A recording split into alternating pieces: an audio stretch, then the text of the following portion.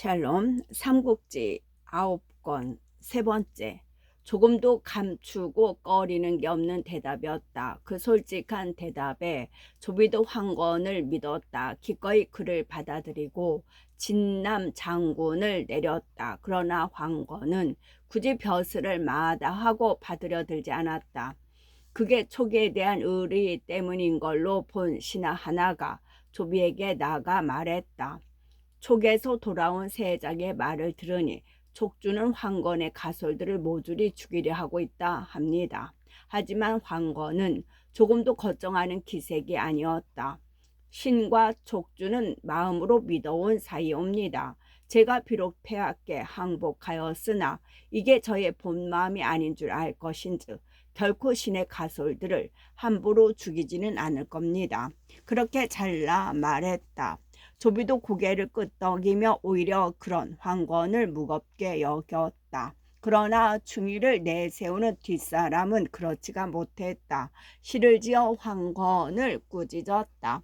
오해 항복할 수 없다면서 위에는 어찌 항복했나. 충의는 두 조정을 섬기는 게 아닌 법 실로 애석하다.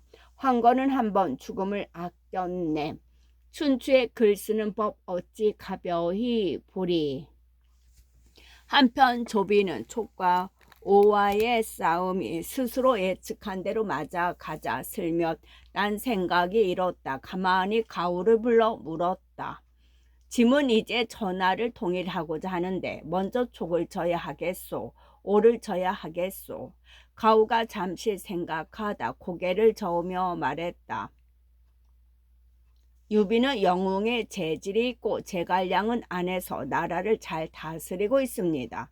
또 동호의 손권은 일에 차고 빈 곳을 잘 알며 육손도 유비를 뒤쫓는 대신 험하고 요긴한 땅에 자리를 잡았다고 합니다.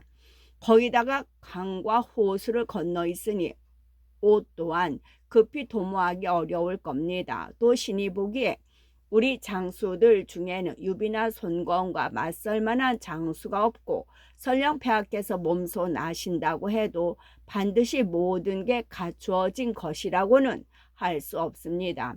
다만 가만히 지키면서 그들 두 나라의 다른 변고가 있기를 기다리는 게 가장 나을 듯합니다. 하지만 조비는 한번 먹은 마음을 바꾸려 하지 않았다.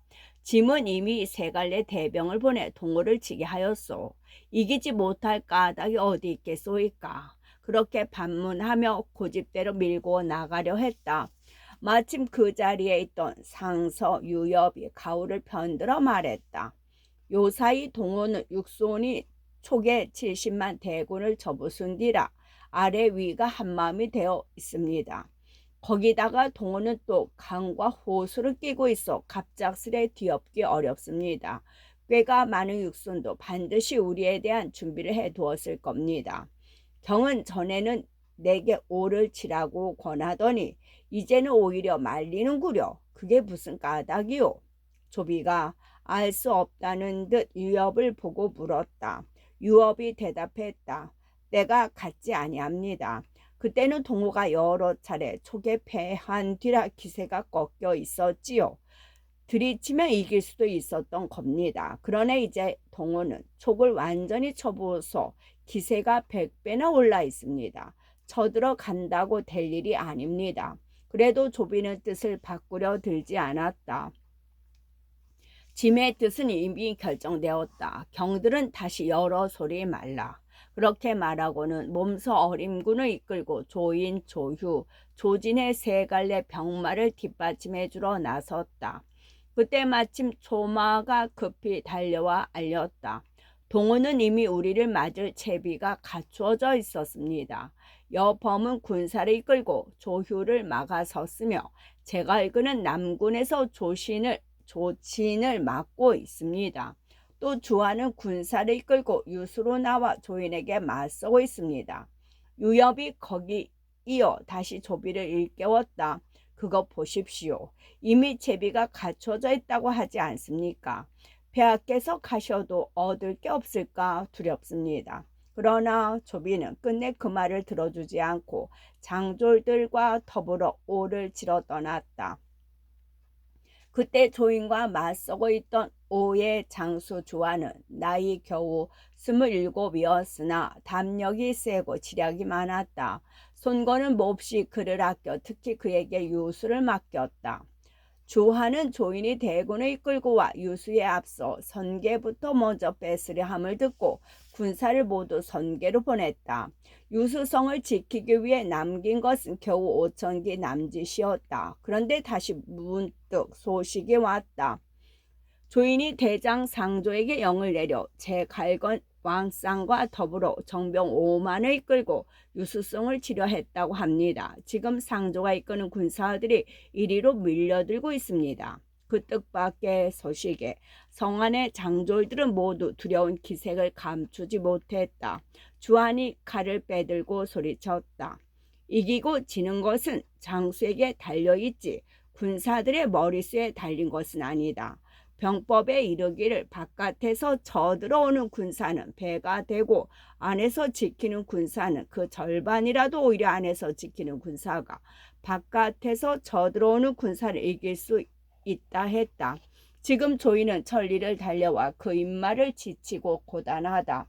거기 비해 우리는 높은 성에 의지해 남쪽으로는 큰 강을 끼고 있고 북으로는 험한 산을 등졌다. 편안함으로 수고로운 적을 기다리는 것이요. 주인이 되어 손님을 맞는 셈이니 이것이야말로 100번 싸워 100번 이길 수 있는 형세라 할 수 있다. 설령 조비 스스로 온다 해도 걱정될 게 없는데 하물며 조인 따위겠느냐.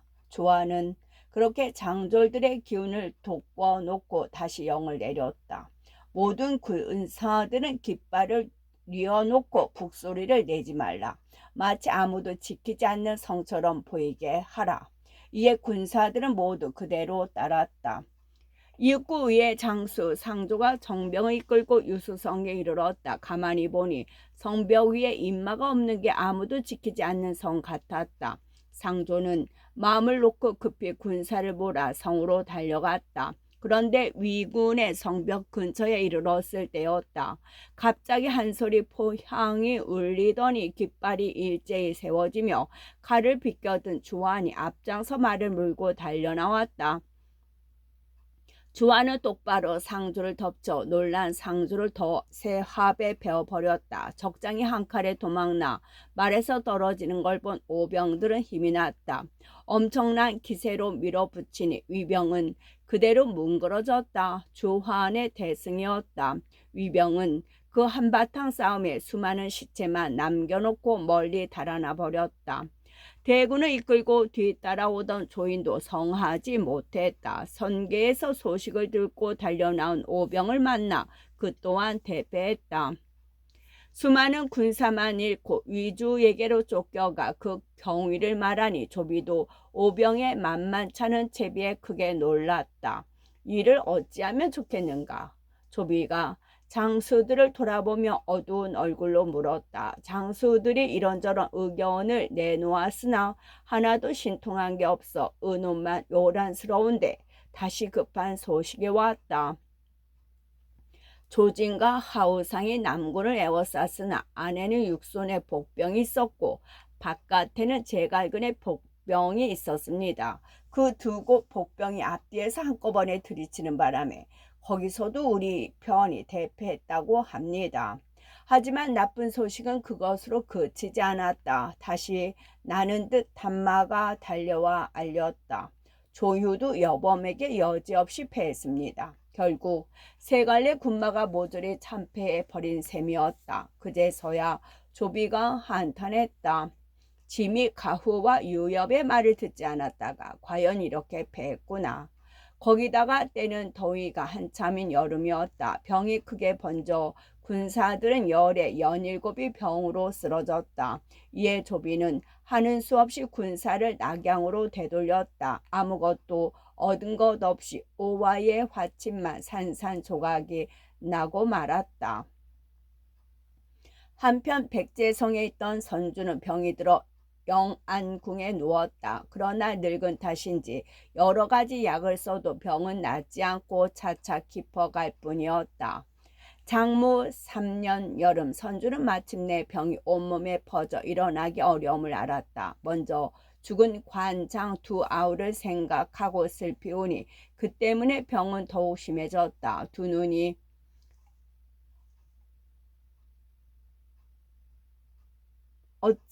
어찔어찔해 보이지 않자 곁에서 모시는 사람들마저 싫어져 모두 꾸짖어 내쫓을 지경이었다. 그리하여 홀로 침상에 누워 지내는데 어느 날 홀연 음습한 바람이 일며 등불이 껌뻑 거렸다. 이상하게 여긴 선주가 그쪽을 보니 등불 아래 두 사람이 손을 모고 서 있었다. 곁에서 모시는 신하들이 또 들어온 줄 알고 귀찮게 여긴 선주가 성나 꾸짖었다. 짐은 속이 변치 않아 너희들은 물러가 있으라 하지 않았더냐. 그런데 무슨 일로 또 왔느냐. 그러나 두 사람은 그 같은 꾸짖음을 듣고도 물러나지 않았다. 선주가 이상한 느낌에 그들을 자세히 보니 앞선 것은 관우였고 뒤에 있는 것은 장비였다. 깜짝 놀란 선주가 그들을 보고 말했다. 그대들인가? 그대들 두 아우가 와 있었구나. 그러자 관우가 조용히 입을 열었다. 저희들은 사람이 아니라 귀신입니다. 하늘의 상제께서 저희 두 사람이 평생 신의를 저버리지 않은 걸 귀히 여기시오. 저희를 모두 신으로 삼아 주셨습니다. 이제 형님께서도 저희들과 만나게 되실 날이 멀지 않은 듯합니다. 그 말에 선주는 기쁜 반 슬픈 반으로 크게 울다 문득 정신을 차려보니 두 아우는 보이지 않았다. 괴이쩍게 여긴 선주는 곧 사람을 불러 시각을 물어보았다. 때는 삼경 무렵이었다. 이 말을 들은 선주가 문득 단식했다. 이제 짐이 이 세상을 떠날 날도 멀지 않았구나. 그러고는 곧 사람을 성도로 보내 승상 제갈량과 상서령 이엄 등을 불러오게 했다. 밤낮을 가리지 않고 영안궁으로 달려와 선주의 유명을 받으라는 정갈과 함께였다. 정갈을 받은 제갈량과 이엄은 선주의 둘째 아들인 노왕 유영과 셋째 양왕 유리를 데리고 영안궁으로 달려왔다. 성도는 태자 유선이 남아 지키기로 되어 있었다. 영안궁으로 간 선주를 본 제갈 공명은 선주의 병이 이미 위독함을 알고 황망히 침상 아래 엎드렸다. 승상은 침상 곁으로 와 앉으시오. 선주가 힘을 모아 공명에게 말했다. 공명이 그대로 하자 선주는 손으로 그 등을 쓸며 천천히 입을 열었다. 짐은 승상을 얻어 다행히도 제업을 이룰 수 있었소. 그러하되 아는 게 얕고 모자라 승상의 말을 듣지 않다가 그로 인해 이같이 패하였구려. 뉘우침과 한스러움이 병이 되어 이제 이 몸이 죽을 날도 멀지 않은 듯하오. 그런데 뒤를 이을 자식이 어리석고 약하니 어쩔 수 없이 대사를 승상께 당부하지 않을 수 없게 되었소이다. 선주는 거기까지 말해놓고 얼굴 가득 눈물을 흘렸다. 제갈 공명 또한 울며 말했다.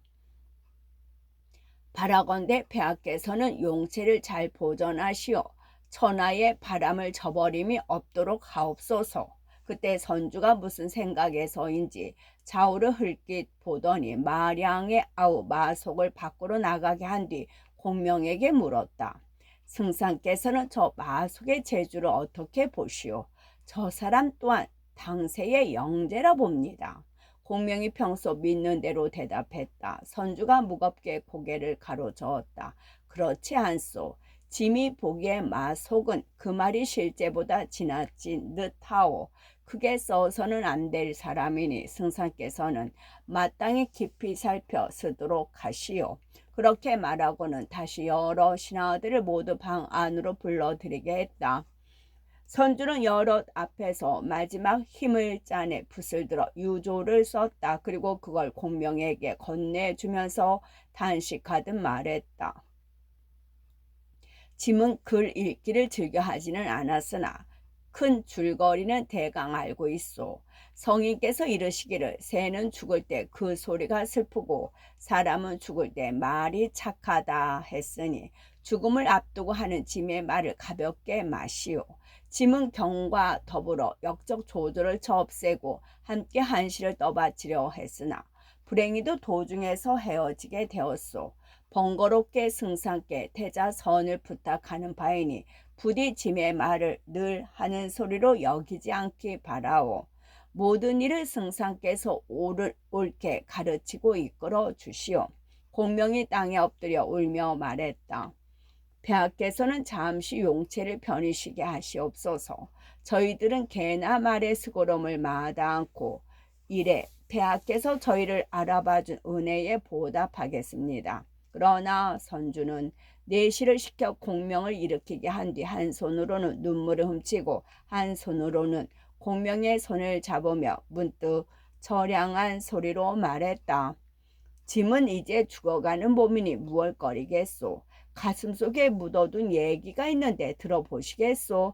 무슨 가르치심입니까? 공명이 슬픈 가운데서도 섬뜩함을 느끼며 물었다. 선주가 흐느끼며 망설이던 말을 꺼냈다. 승상의 재주는 조비보다 10배나 나으니 반드시 나라를 안정시키고 마침내는 천하의 큰일을 이룩하게 될 것이요. 그때 만약 내 아들이 도와서 될 만한 인물이면 도와주시오. 그러나 그 재주가 모자라 도와도 안 될 인물 같으면 그때는 승상께서 성도의 주인이 되도록 하시오. 실로 엄청난 소리였다. 뒷사람 중에는 유비가 제갈량에게 한 가장 몹쓸 짓으로 이를 드는 이마저 있다. 공명은 그 말을 듣자 온몸이 진땀이 젖고 손발이 떨렸다. 신이 어찌 감히 신하로서 힘을 다하지 않고 딴 뜻을 품을 수 있겠습니까? 충성과 절개로 죽을 때까지 폐하를 섬기듯 태자를 섬기겠습니다. 그렇게 소리치며 땅에 엎드려 이마를 짓지었다. 이윽고 고개를 드는 공명의 이마에는 피가 줄줄이 흘러내렸다. 선주는 그런 공명을 다시 침상 곁으로 데려다 앉히고 노왕 유영과 양왕 유리를 가까이 불렀다. 너희들은 모두 내 말을 머리에 새겨두어라. 너희 형제 세 사람은 내가 죽거든 이미 여기 이 승상을 아비처럼 모셔라. 조금이라도 게을리하거나 허술함이 있어서는 아니 된다. 그러고는 두 왕에게 명해 공명에게 절하며 보게 했다. 노왕과 양왕이 나란히 엎드려 절을 올리자 공명이 감격해 흐느꼈다.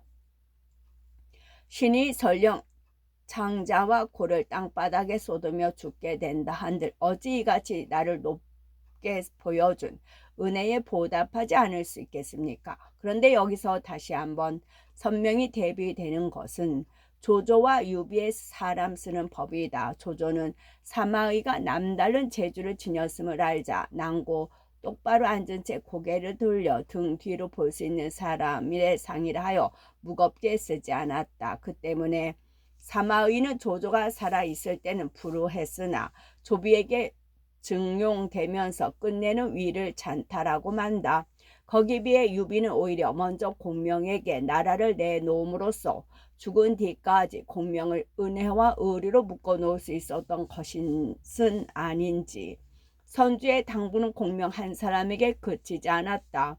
공명의 맹세를 받아낸 뒤 다시 여러 신하들을 보고 말했다. 짐은 이미 홀로 남게 된 태자를 승상에게 맡겼고 태자에게는 승상을 아비같이 섬기라 일렀다. 경들도 승상을 섬김을 정성을 다해 짐의 바람을 저버리지 말라. 그리고 또 조언을 불러 당부했다. 짐과 경은 어렵고 험한 가운데서도 서로 따르며 오늘에 이르렀으나 뜻밖에도 여기서 헤어지게 되었다. 경은 짐과의 오랜 정분을 생각해서라도 어리석은 태자를 잘 보살펴 주도록 하라. 결코 짐의 말을 잊어서는 아니 된다. 신이 어찌 개나 말의 수고롬이라도 마다하겠습니까? 조은 또한 엎드려 울며 그렇게 다짐했다. 이윽고 선주는 다시 여러 벼슬아치를 돌아보며 마지막 작별을 했다. 짐은 경들을 하나하나 불러올 만한 겨를이 없다. 부디 스스로를 아껴 남은 삶을 값지게 채우라. 그리고 마침내 숨이 지니 선주의 나이 63, 때는 장무 3년 4월 29이었다. 뒷날 두보는 시를 지어 이렇게 노래했다. 족주 오를 노려 삼협으로 나갔으나 또한 같은 해 영안궁에서 눈 감았네. 푸른 가리개 빈 산박 생각 속에만 떠 있고 허무하다 궁궐터 이름 없는 절만 섰구나. 오래된 사당 솔나무 잣나무에 백로만 깃들였고 설날 복날에 촌 늙은이나 찾는구나. 무후의 사당 멀지 않아 임금과 신하 함께 제사 받네. 그러면 이쯤에서 유비의 삶을 다시 한번 간추려 되돌아보자. 중국 역대 왕조의 창업자 중에서 유비만큼 해놓은 일이 비해 민중의 사랑을 많이 받은 사람도 아마 없을 것이다. 명분론에 집착한 연희의 지은이 덕분이라고만 보기에는 얼른 수긍이 가지 않는 데가 있다. 어떤 이는 그 민중적 인기의 근원을 그의 출신에서 찾는다. 고귀한 혈통이면서 삶의 밑바닥에서 출발하고 있는 그는 그의 대역인 조조와 대비되고 있을 뿐만 아니라 전형적인 영웅담과 일치한다. 확실히 민중적인 인기를 끌 수 있는 요소이다. 또 어떤 이는 그가 이끌었던 집단의 성격을 그 민중적 인기와 연관지어 생각하기도 한다. 조조가 전자를 끼고 한해 제도를 그대로 답습해 그가 이끄는 집단이 일찍 관료화한 것과 비교하면 충분히 근거 있는 말이다. 위, 오, 촉 중에서 촉이 가장 늦게 관료 체제를 정비하는데 그때까지 유비가 이끄는 집단은 제도나 법보다는 의리와 인정 같은 임협적 원리에 지배된 사조직에 가까웠다. 수백 년 부패한 한해 관료제에 시달려온 민중들에게는 호감이 갈 수도 있었으리라. 연희를 지은이와 마찬가지로 정통성의 문제에서 유리한 유비의 혈통을 내세우는 사람도 있다. 유비가 조상으로 말하는 경제는 이들이 매우 많아. 경제는 아들이 매우 많아 혈통으로 한몫 보려드는 야심가들이 그 족비에 기어들 여지가 많다는 말이 있기는 하지만 유비가 그 아들 중에 하나인 중산 정왕의 현손이었다는 주장은 확실히 정통성 문제에서 유비가 우위를 차지할 수 있게 했을 수도 있다. 후환을 일으킨 광무제도 당연하게 제위 승계를 주장할 만큼 가까운 전한 제실의 피부치가 아니었다. 하지만 그 어떤 것보다 중요한 것은 유비의 통치 유형 또한 지배 원리일 것이다. 중국의 민중적인 정통적으로 가장 좋아하는 황제의 상은 한고절한 말을 이미 했거니와 그가 내세운 게 바로 도가의 원리에 따른 무위의 통치였다. 그 밖에도 200년 이상 존속한 왕조의 창업자는 대개가 도가형의 지자가 많았고 좀 비약해서 말한다면 대부분의 수명긴 왕조는 도가형의 창업자로 시작해 유가형의 치자로 유지되다 그 유가형의 타락으로 멸망한다고 할 수도 있을 것이다. 그런데 유비에게서 보이는 통치의 원리는 바로 도가형에 가깝다. 삼국지의 기록 어디에도 유비가 무슨 법률을 반포하고 제도를 정했다는 기록은 거의 없다. 있다면 서천으로 들어간 뒤 제갈량의 입안을 받아들인 정도일까? 그 자신이 알고 실천했는지에 대해서는 의문이 있으나 그가 지향한 것은 틀림없이 무위의 지였고 그의 사표는 한고조였다. 따라서 백성들에게는 그가 자신의 다재다능에 힘입어 위의와 치로 시종한 조조에 비해 훨씬 마음 편한 통치자였을 것이다. 그 밖에 유비의 민중적 인기를 더한 것으로 빼놓을 수 없는 젊은 사람에 대한 투자이다. 빼놓을 수 없는 점은 사람에 대한 투자이다. 조조도 사람에 대한 투자는 게을리하지 않았으나 그것은 다른 투자와 병행된 것이었고 그나마도 법가적 원칙이나 능률의 문제와 부딪히며 서슴없이 사람을 희생시켰다. 유일한 예외가 관우정에 대한 투자 정도였을까? 그러나 유비는 어떤 경우에도 사람을 희생시키는 법이 없었고 그가 이끄는 결단의 결속을 그가 그게 그가 이끄는 집단의 결속을 남달리 굳게 해주었다. 그리고 그러한 인적 결속은 은연중에 민중들에게도 전해져 그와 그의 집단에 남다른 호감을 가지게 했을 것이다. 그에 대한 정사의 평도 대개 그러하다. 선주는 속이 넓고 굳세면서도 남에게 너그럽고 후했다. 사람을 알아보고 선비를 잘 대접해 한 고조의 풍도가 있었으며 영웅의 기량을 갖추었다. 하지만 작은 인정에 이끌려 큰 일을 그르치는 일이 잦았고 사람을 부리는 기교가 지나쳐 냉정한 관찰자에게는 역겸을 느끼게 하는 경우도 있었다. 사양을 거듭하면서도 결국은 형주를 차지하고 또 서천을 빼앗아 한참 치솟던 기세가 어이없이 꺾이고 결국 그의 초기 삼국 중에서 가장 허약한 나라로 주저앉고 만 것은 그런 결점들의 결과가 아니었는지. 거기다가 유비의 과거 지향적이고 보수적인 정치 이념은 근대적 이념에 물든 사람들의 눈으로 보면 못마땅한 대마저 있다. 그게 갈수록 조조를 격상시키고 그에게는 과대평가의 혐의를 걸게 하는 것이나 아닌지. 선주 유비가 숨을 거두자 문무의 모든 벼슬아치들은 하나같이 슬퍼에 맞지 않았다. 공명은 여러 벼슬아치들을 이끌고 선주의 유해를 받들어 성도로 돌아갔다. 태자 유서는 성 밖까지 나와 선주의 영구를 맞아들이고 정전에 안치했다. 슬픔을 다해 장례를 치르고 선주가 죽으면서 남긴 조서를 받들어 읽으니 그 내용은 대략 이러했다.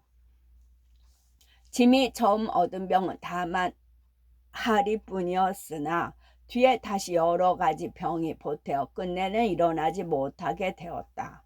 듣건대 사람이 쉰까지 살면 결코 일찍 죽은 것이라 할 수 없다 했거니와 이제 짐의 나이 60하고도 며칠 더했으니 여기서 죽은들 다시 한스러울 게 무엇이랴. 다만 너희 형제들이 마음 놓이지 않을 뿐이다. 바라노니 너희 형제는 힘쓰고 또 힘쓰라. 악한 일은 작다고 해서 하는 법이 없게 하고 작은 일은 작다고 해서 하지 않는 법이 없게 하라. 오직 어질고 오직 덕이 있어야만 남이 너희를 따르게 할 수 있으리라. 너희들의 아비는 덕이 없는 사람이라 본받을 게 못되니 내가 죽거든 너희는 모든 일을 승상과 함께 돌보되 그분을 모시기를 이 아비 섬기듯 하라. 결코 게을리해서 아니 되고 잊어서는 더욱 아니 된다. 당부하고 당부하거니와 무엇이든 먼저 승상께 물은 뒤에 행하라. 태자가 모든 신하들 앞에서 유조를 읽기를 마치자 공명이 나와서 말했다. 나라에는 하루도 임금이 없어서는 아니 됩니다. 태자께서는 어서 죄의로 나가시어 한의 대통을 잇도록 하십시오. 그러고는 태자 유선을 받들어 제위에 올리니 이가 곧 초계 후주이다. 후주는 연호를 건흥으로 고치고 제갈량을 무향후 익주목에 봉한 다음 선주를 해룡에 장사 지내고 소열이란 시호를 바쳐 올렸다. 또 황후 오씨는 황태우로 올리고 죽은 간부인에게 소령 황후란 시호를 바침과 아울러 미부인에게도 황후의 칭호를 더했다. 뿐만이 아니었다. 모든 벼슬아치들도 각기 벼슬을 올려주고 상을 베풀었으며 한편으로는 대사령을 내려 많은 제수들을 풀어주었다. 오래전에 그 같은 총나라 사정은 위나라에도 알려졌다. 유비는 백제성에서 죽고 그 아우 유선이 뒤를 이어 촉의 주인이 되었다고 합니다. 그 같은 소식이 근시들을 통해 들어오자 유주조비는 몹시 기뻐하며 말했다. 유비가 이미 죽었다면 짐이 걱정할 게 무엇 있겠는가. 크게 군사를 일으켜 나라의 주인이 없는 촉을 쳐야겠다. 그러나 가후가 나서서 말렸다. 유비가 비록 죽었다 하나 반드시 그 아들을 제갈량에게 당부했을 겁니다. 또 제갈량은 유비가 자기를 알아준 은혜에 감격해 반드시 그 힘을 다해 유비의 아들을 도울 것입니다. 폐하께서는 갑작스레 치신다고 될 일이 아닙니다. 그 말에 조비도 주춤했다. 그러나 모처럼 찾아온 때를 그대로 넘겨버릴 수는 없어. 얼른 마음을 정하지 못하고 있는데 줄지어 서 있던 벼슬아치들 틈에서 한 사람이 뛰쳐나오며 분연히 소리쳤다. 이 좋은 때를 틈타지 않고 다시 어느 때를 기다리신단 말입니까? 폐하, 어서 군사를 내도록 하시옵소서. 모든 사람이 놀라 그 사람을 보니 그가 바로 사마의였다. 가후의 말에 마음이 흔들려 망설이던 조비가 반가운 얼굴로 물었다. 그렇다면 경에게 어떤 좋은 계책이 있는가? 우리 중원의 군사만 일으켜서는 급하게 이기기 어려울 겁니다. 5갈래 큰 군사를 일으키시오. 사방에서 한꺼번에 들이치도록 하십시오. 그러면 제갈량은 머리와 꼬리가 서로 돌볼 틈이 없을 것인즉 그때서야 촉을 노릴 수 있겠습니다. 사마이가 선뜻 그렇게 대답했다. 조비가 다시 물었다. 5갈래 큰 군사라니 어디 군사들을 말하는 것이오. 사람을 뽑아 요동의 선비 구강 갑이능에 글 한 통을 전하게 하십시오. 비단 뇌물과 아울러 이익으로 달래 강병 10만을 일으키게 하고 먼저 물길로 서평관을 치게 하는 겁니다. 1갈래 큰 군사가 바로 그들입니다. 그 다음은 다시 글 한 통을 써서 그럴듯한 벼슬과 상을 곁들인 뒤 남만으로 사람을 보냅니다. 남망왕 맹획을 찾아보고 그 또한 10만 대병을 일으켜 익주 영창 장과 월주 4골을 치게 하십시오. 그 4골은 바로 서천 남쪽이니 맹획의 군사가 바로 2번째 갈래의 대병이 됩니다. 사마의의 말에 신이 난 조비가 재촉하듯 물었다. 그럼 나머지 3갈래 군마는 어디 있는가? 3번째 갈래는 오나라에 있습니다. 또 한 통 글을 닦아 송건에게 보내 땅을 베어주며 약속하고 군사 10만을 일으키게 합니다. 송건이 그 대군으로 양천의 어구를 들이치고 부성을 뺏으면 바로 그게 3번째 갈래의 대병이 됩니다. 그 다음은 촉에서 항복해온 장수 맹달에게 사람을 보내 상용의 군사 10만을 일으키게 하십시오. 맹달의 대군이 서쪽에서 한중을 들이치면 그게 곧 4번째 갈래의 군마가 됩니다. 모든 군마가 일어난 다음에는 대장군 조진을 대도독으로 삼아 역시 군사 10만을 이끌고 경주를 지나 양평관으로 나가게 하십시오. 그 대군이 바로 5째 갈래의 군마입니다. 이렇게 하여 합쳐 50만의 대군이 6갈래로 길을 나누어 쳐들어가면 설령 제갈량이 강태공의 제주를 지녔다 한들 어떻게 당해낼 수 있겠습니까? 사마의가 그렇게 말을 끝내자 조비는 기뻐 어찌할 줄 몰랐다. 곧 사마의가 일러준 4곳으로 사자를 보내는 한편 대장군 조진을 불러 영을 내렸다. 경은 군사 10만을 이끌고 양평관으로 나아가 서천을 치도록 하라. 그러나 그때 조진에게는 이렇다 할 장수들이 없었다.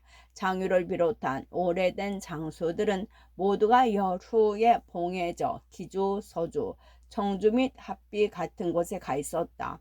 그것도 한결같이 관이나 나루, 좁은 길목 따위 싸움에 중요한 곳을 지키고 있어 함부로 빼내오기 어려웠다. 촉과 오 다시 손을 잡다. 촉과 오 다시 손을 잡다. 그때 총나라 사정도 위나라와 비슷했다.